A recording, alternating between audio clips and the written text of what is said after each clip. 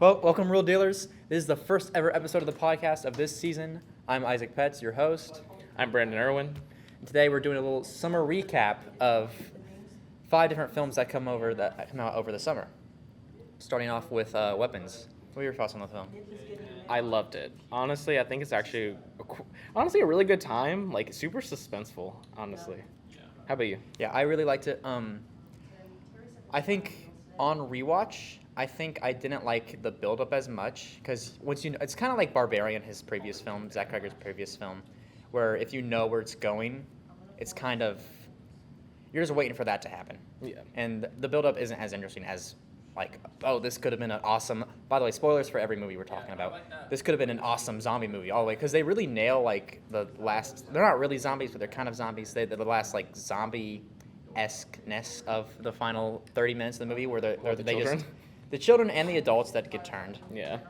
Where they just keep coming no matter what happens. Like one guy gets shot in the neck and he just doesn't even notice it. He peels off some of his skin, doesn't even notice it. It's awesome. Yeah, I agree. I really like the zombie-esque aspects. Of course, it's a witch type story, but I do say that I'm actually not too big of a fan on the ending itself, just because the suspense was so well done, like all the way through up, like into the film. Like actually some real eerie moments, especially when the lady comes out the door, like in the middle of the film, like with the scissors. Oh, outside when she comes outside. Yes, and it was really creepy. I was like, oh no. Yeah, I think Zach does a really good job of like making movies where if you don't know anything about it going in, it's great. It's a great time. But the problem is if you have it spoiled for you, it ruins the whole movie. My only problem is like the ending with the children chasing her. Mm-hmm. Like that part, everything was so suspenseful leading up to that, but then that part became funny. That was kind of weird. Also, they didn't really explain that if she died, then they would all be free. So when it happens, my honest opinion was that they weren't free, that they would have to like over time, because she said that some of them started speaking again at the end. Well, I assume that was more so because of shock, not because of being under any kind of spell. Do you think they remember any of it? Maybe. I think they do. Or maybe just like that period of blackoutness is enough of a shock to put them in that state. Well, also, I mean, when they wake up, there's just this disemboweled woman in front of them. That's true. She was like just straight up gone. Yeah. I will say that Aunt Gladys was probably one of the more like interesting horror villains of like especially the 2020s so far. Recent years, yeah. Yeah, she was just, I don't know, like she was charming, yet she was just mean. Like she was just mean, and I just really can't else describe her besides like she's an icon. She's great. I know. I really like that character. Aunt Gladys prequel. I don't want to see him. I want an Aunt Gladys prequel. I just want him to make other movies. Well, speaking of other movies he's making, Resident Evil. What do you think about that? I'm actually quite excited about it, and I'm thankful he's not touching the games. Yeah, I think the best way to do a Resident Evil story would just be vibes of the games without characters from the games, and like they go into a room and they only have like 8 bullets. How are they going to make it out? It does make me wonder for sure if he's just going to tackle the zombie aspect, because the zombie aspect was like a key to the original, but like as Resident Evil went on, it went to like different territories. Parasites. Yeah, it probably will go the zombie route Yeah. because it's Resident Evil, but you never know. All right, I want to move on to our next film, Thunderbolts. Okay, this is where we're very different on opinions. This is where we go like this. Yes, this is very different. I personally love Thunderbolts. Thunderbolts really spoke to me as a person, especially through the character of Yelena and Bob. Those 2 characters really meant a lot to me after this film. I know that you have certain feelings about certain characters, so I'll let you go ahead with those. I think Thunderbolts has grown on me a little bit. Not so much because of the characters, more so because of like the structure and like the subversion of expectations in this movie. Like I do think cinematography was much better in this movie than you would normally get from a Marvel movie, especially from just the previous one, Captain America: Brave New World. And it had an interesting third act where instead of just a big climactic fight with Sentry, they go inside his mind and like it's like a weird like almost like being John Malkovich kind of sequence. That's one thing I loved about this movie the most is how much it didn't feel like an MCU movie almost. Like it had characters from the MCU, of course, and like there are connections here and there, but most of all, it felt like its own style. It felt like its own like thing. And that's one thing I appreciated about the director. Like he directed this film really well, and I personally loved his character. It's the beef guy, right? Yes, he's the beef guy. And also, he's going on to make X-Men. Oh. Yeah, after like that, like I mean, after seeing what he did with the characters here and how I personally like them, it makes me excited to see how he develops the X-Men, and hopefully we get better characterization of certain characters. Looking at you, Cyclops. Anyways, yeah. Okay. My problem with the characters themselves is they really want you to think that these characters are incredibly funny and incredibly likable. They are. No, and most of them did not make me laugh, especially Red Guardian. I think his whole comedic stick is just being an idiot the entire time, and I don't think he pulls it off that well. And Yelena, I feel like every couple of lines of hers is just like sarcastic in a way that like isn't funny to me, which I understand it is for some people, but like She has my sense of humor. I like her. I think her sarcasm like is really well done. I do agree with Red Guardian. I do find him a little bit annoying, especially like knowing his character journey so far and what he's done like already. Like he's like a lot of people are like, oh, look at this daughter father moment. Do we remember how like he literally sold off his children? Like he did that. Like it's something weird. and there are like serious directions you could take this character, like a Soviet Captain America, like. There is. Like, I think, like, you look at Superman Red Sun, it's like Superman as a Soviet representative, and it's like you're a very interesting character directions you can go with that. And it feels like they just want to make him the goofball, tripping over everything guy. I know I'm jumping a little bit over the gun. They want him to they want him to be Poe from Kung Fu Panda. Oh my god. I know I'm jumping the gun a bit here, but I 100% believe this character's going to die. In Doomsday? Yes, I 100% he's going to be a moment for Yelena. Like, Yeah. I mean, I'll be honest, Yelena seems like they finally realized that Yelena is probably their next foot forward, like after, you know, the trio of Chris Hemsworth, Robert Downey Jr., Chris Evans, because she has such a popular like stake in the fandom of Marvel. So I think for sure they're pushing her more, and I think to get her character development even more, they're gonna knock him off. Like he's off. Yeah. So we talked a little bit of the cinematography. How it looked much darker and like than the average MCU movie. What do you think about that? I agree with this a lot. Okay, here's the thing about a lot of MCU films lately is I will agree on this. I'm a big like advocate for them still. Like I love the MCU films, even if some of them are really bad. But this is one of those movies where it actually makes sense on why it's grayed out. Like it makes sense on why like it is shot this way. Because a lot of them are grayed out, but it's just like it's just because somebody it's just to doesn't make them kind of more homogenic, like fit together. Exactly. But this film actually makes sense because it's darkness. Like this film is about inner darkness. And so this film is supposed to be like dreary, supposed to be like this, while other films like Brave New World is a little grayed out, but you have a superhero that's supposed to represent America, like red, white, and blue, fighting in a giant red monster at one point, and that's still grayed out. So, truly, I think this is one of my favorite films of the year, though. Really? Yes, I 100%. Where would you put everything? Ugh. We might have to talk about. We can come back to this later. Yeah. Okay, next movie. Fantastic Four: First Steps. What were your overall thoughts? It was good. Yeah, I think it was okay. It was good. I had gained a little higher than expectations that I probably should have going into it, but overall, I'm not mad at the casting. I know a lot of people, like, when this film was first announced and the casting was, like, going huge, like, who are they going to cast? And then when they released the casting announcement on Valentine's Day last year, a lot of people were up in arms. A lot of people hated Pedro Pascal as Reed Richards, which, fortunately for me, personally, I don't think he did that bad. He genuinely seemed smart. Like, that's one thing I appreciated, is they used more of his intellect, but I honestly hoping moving forward they use more of his powers. There are certain characters in that film I really like, and there are certain characters I don't. I think probably the MVP for me was Sue Storm. Oh, 100%. Watching her like deal with like the choice of whether to give up her baby or not.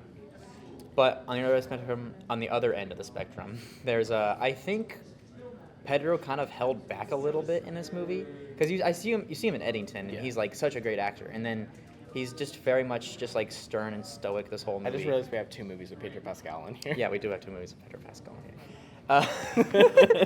And apparently he wanted to do a transatlantic accent for this movie. He did, yes. I Yes, remember he wanted to reading do a about transatlantic that. accent, but then to like make it to like spice it up more. But like they wouldn't let him do that.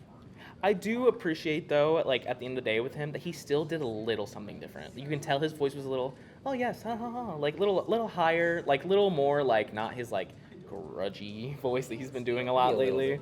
Like, it's more like, I guess, hopeful in a sense, which we'll come back to hope later. But anyways, yeah, I don't know. Yeah, I was pretty okay with this. I feel like Johnny Storm was a sleeper hit. Yeah. I feel like he was actually a lot better than I expected. I liked the actor in Stranger Things. When he was casted as Johnny Storm, I was a little bit, that's a choice for, somebody who's supposed to be a hothead. But he brought the hothead energy, but also he still had heart to him. That's what I think I really liked. They didn't make him a cartoon character like they do in the other movies. And he was smart. And he was smart, yeah. Because a lot of times they don't really treat him as he was smart, in my opinion. So he really showed off his intelligence in this film. I really like, I wish they did more of him, but the casting of the guy from the Bear, what's his name? Oh my gosh, I don't remember his name. I don't remember his name. Ebon? Ebon. I don't know. I don't know either. But no, I wish they used the thing a lot more in this movie. Because it felt like he had a little relationship with, it's not Alicia, it's another woman. Alicia. It is Alicia? I think it is Alicia. Okay, well, with Alicia, but they didn't really go anywhere. They didn't really go on any dates. He just showed up to her house with the cookies, or her mom, or synagogue with I cookies. did find out that they did remove like a lot of this movie. Yes. Like that's one thing that shocked That's why me. it's like an hour and 55 minutes. Yeah, it was actually originally supposed to be over 2. Yeah. And after seeing that, I was like, oh. It makes a lot of sense. Like when maybe they defeat Galactus, it's like, shouldn't there be like 40 more minutes little of this bit movie more in left? there. Shouldn't there be like 20 more minutes of this movie left? There should be. There's not. But there's not. But honestly, for a film that's supposed to establish Marvel's first family into the MCU, weirdly enough, in their own universe at Yeah. the same time, I think they are a solid group of 4 characters that definitely can push on for Doomsday, Secret Wars, and even going into their sequel. Because obviously they're going to get a sequel. Yeah. Like, it's... Something I did not like about this movie. I don't like that. I like the characterization of Galactus. I don't like that he has a ship. I could see that. Also, it's huge. Like, Well, just realizing- the ship's huge, Like- but I want him to be huge. This, I can understand that too. I feel him like to- one thing they should have done was give him his powers from the comics where he can like shapeshift Yes, size. yes. Like I feel like he didn't do that. I expected him to, but he didn't do it. And I was a little shocked. But at the same time, I feel like he was still a decent enough villain that Yeah. thank God we got comic book accuracy on. To a certain degree. But I wanted him to just try to put the whole plant in his mouth. I just wanted him to swallow it whole. Just eat the I earth, always wanted. bro. I don't like the idea of like the tubes going through his back and like feeding him the new nutrients from the plant. I just want him to eat it. Yeah, I mean, just eat the earth, bro. I want him to just eat it up. Well, I mean, you know more about Marvel comics than me. Is that comic accurate that he sometimes has a ship? I'm gonna be real. I honestly don't remember a ship. I don't. Yeah, I don't remember. I don't. Knowing I've it, never probably in seen- some universe, some way, shape, or form, he has a ship. There's probably some Elseworld story. Yeah. areas, I mean, but- obviously, like, in the comics, he doesn't have tubes going through his back. or Yeah, anything normally like he that. just eats the planet. Yeah, And it's like I feel like giving him the tubes, giving him the ship makes him seem a lot weaker. I feel like the tubes is just a way for the Earth or like some other planets to like go like because obviously the ship was bigger than the planet, so Yeah. that it could absorb the planet as a whole. But honestly, I felt like it was justifiable in my opinion. Like it gave it more of like a. I think it actually was funny. Think about it. He came down to Earth, and the first thing he did was grab the ground and smell it. Like, got some spice into Yeah, I it. wish he just ate it. I wish he ate that part.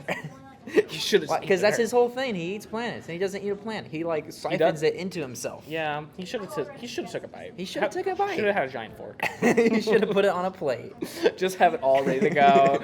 He should have set a romantic candlelit dinner. Oh yes, Galactus on a That would be romantic awesome. adventure with the Earth. That would be. Well, there's the food. I know. Spaghetti, you know. Okay. What? That doesn't It's like explain. no, it's like he's eating the Earth Do you, like do spaghetti. you eat and date the spaghetti at the same time? There's some weird people out Okay, that there. would make sense. There's a man who married a jar of pickles, so I wouldn't doubt it. Right. Yes. I think we should move on to our next film. Eddington. Bizarre. Bizarre film. Bizarre. Ari Aster's fourth film?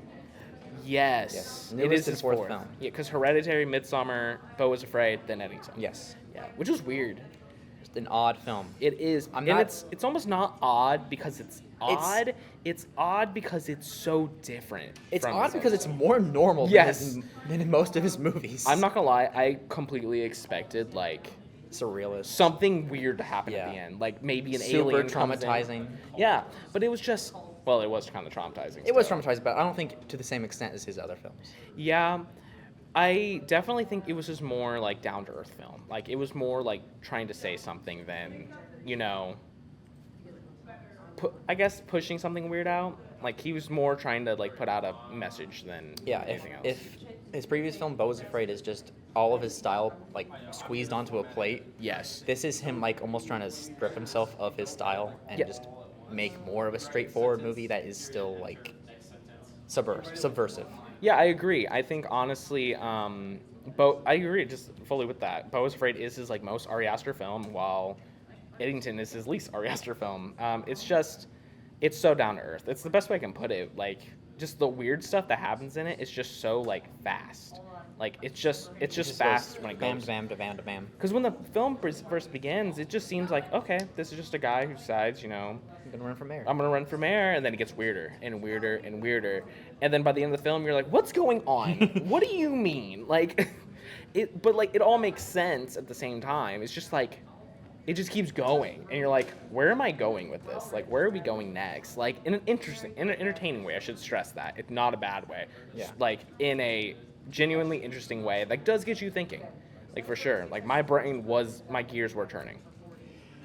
I'm still not really sure what the movie's trying to say, other than just present the problem that we're all currently dealing with in the world.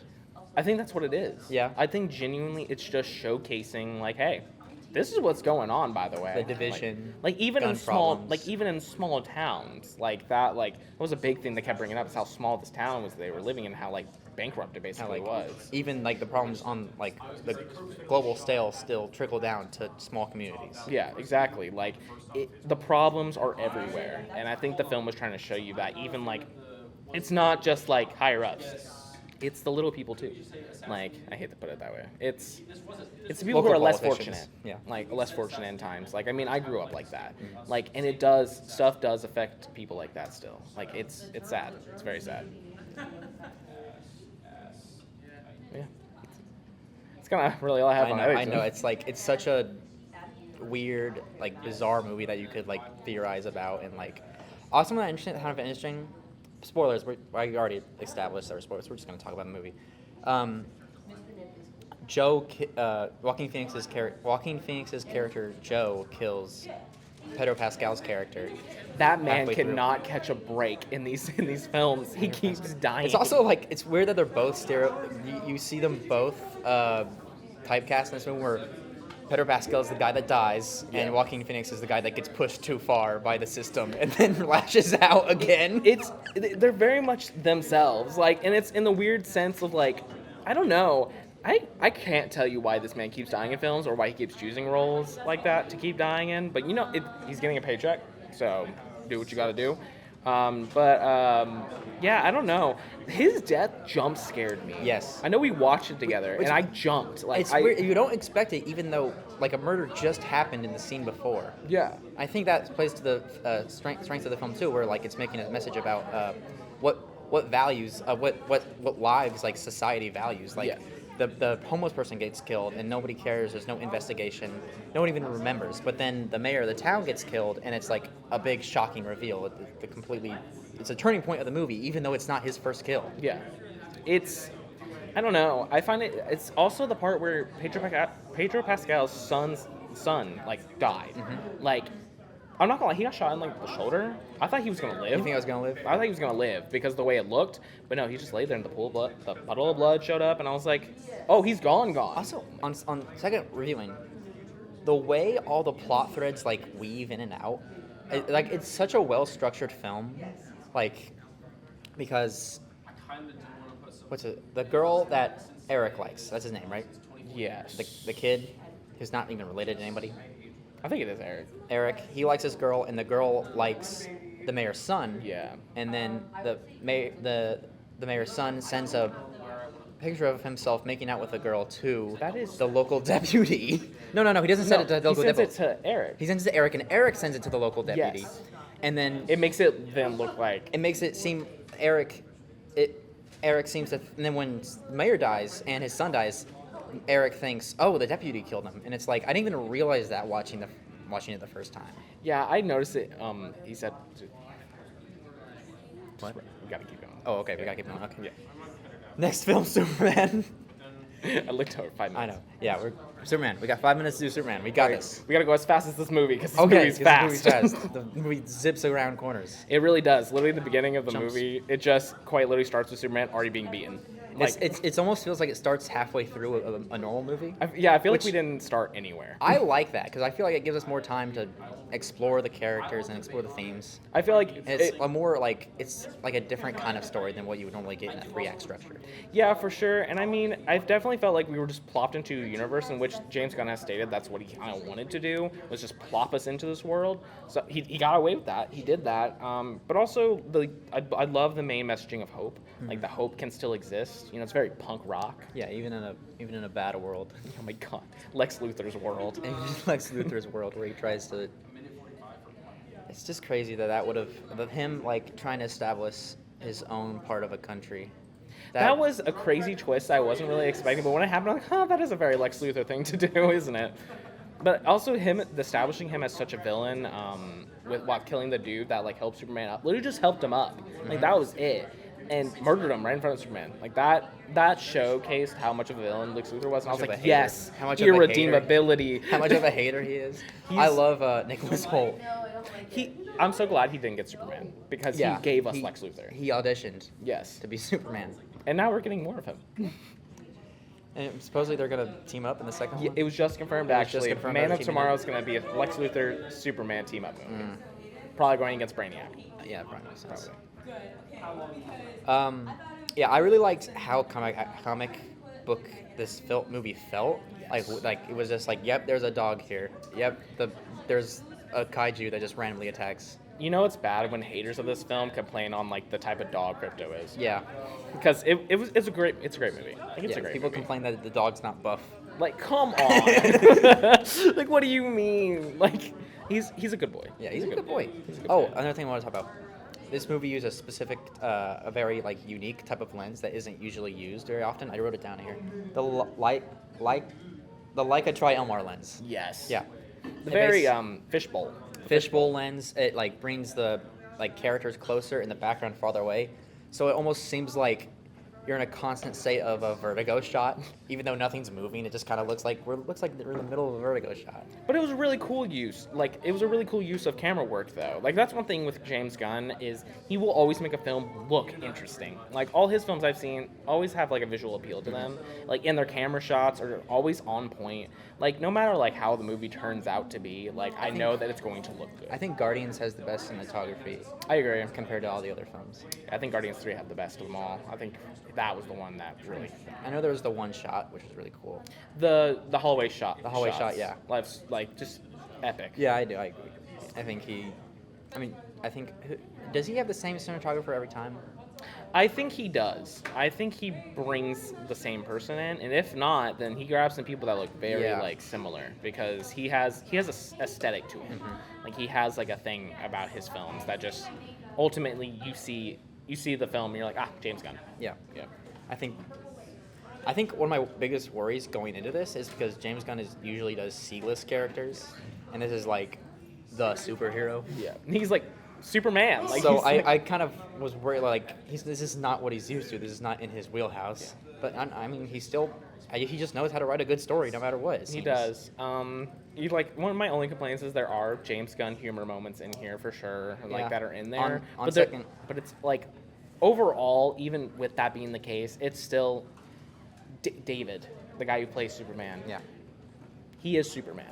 Yeah. Like that's one thing I came out of this film. Like even no matter who watches this film, whoever like decides to like just watch it, like it or hate it, you can't argue that Can't argue that he's not Superman. He is Superman. Because he is. Like, he is. On second viewing, the humor, like, ugh, I was like, no. Like, Yeah. like when it's just, like when Lois makes fun of Green Lantern's haircut. It's like, I mean, it's I a bad hate that haircut, kind. though. I hate those kind of jokes though. But it's a Like bad it's haircut. such, like it's not funny.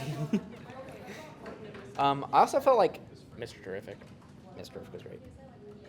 He's perfect. He is perfect. Goat. Give me a Mr.